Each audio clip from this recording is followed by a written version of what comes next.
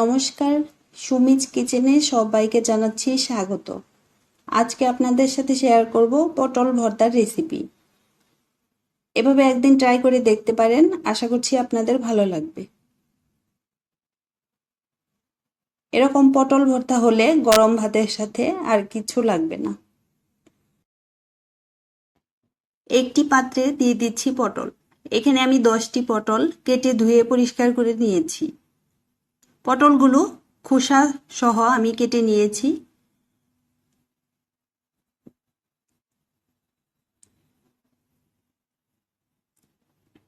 দিয়ে দিচ্ছি পরিমাণ মতো লবণ। পটল ভর্তাটা করার জন্য এখানে আমি 3টি মাঝারি সাইজের পেঁয়াজ কুচি নিয়েছি, কাঁচামরিচ নিয়েছি ঝাল অনুযায়ী, নিয়েছি রসুন। একে একে কাঁচামরিচ, পেঁয়াজ, রসুনগুলো দিয়ে দেব।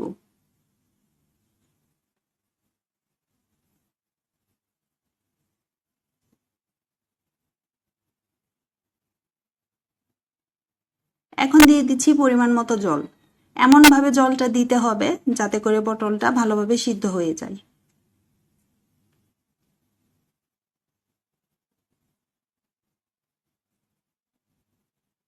এখন ঢাকনা দিয়ে পটলটা সিদ্ধ হওয়া পর্যন্ত অপেক্ষা করতে হবে।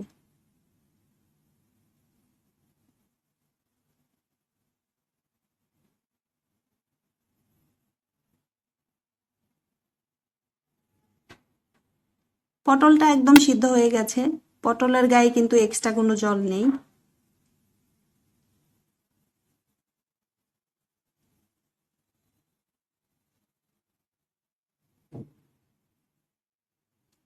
আপনারা চাইলে ব্লেন্ডারেও ব্লেন্ড করে নিতে পারেন, আবার শিলনোড়ায়ও পেস্ট করে নিতে পারেন।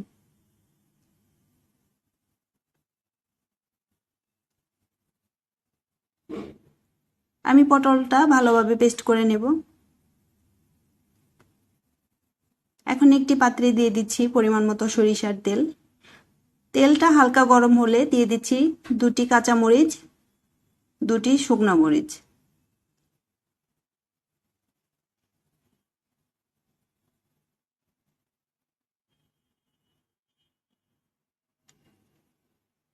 কয়েক সেকেন্ড নাড়াচাড়া করে ফোড়নের জন্য দিয়ে দিচ্ছি কালো জিরে।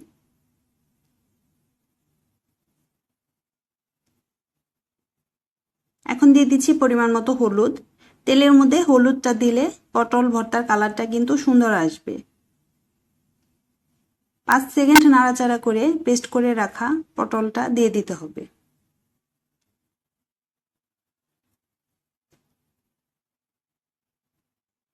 মিডিয়াম আঁচে পটলটা অনবরত নেড়ে ভেজে নিতে হবে যেন নিচে লেগে না যায়।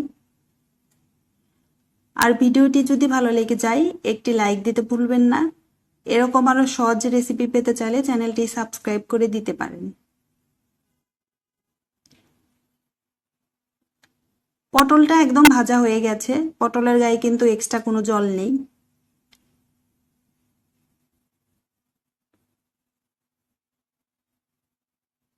রেসিপিটি অবশ্যই একদিন ট্রাই করে দেখতে পারেন।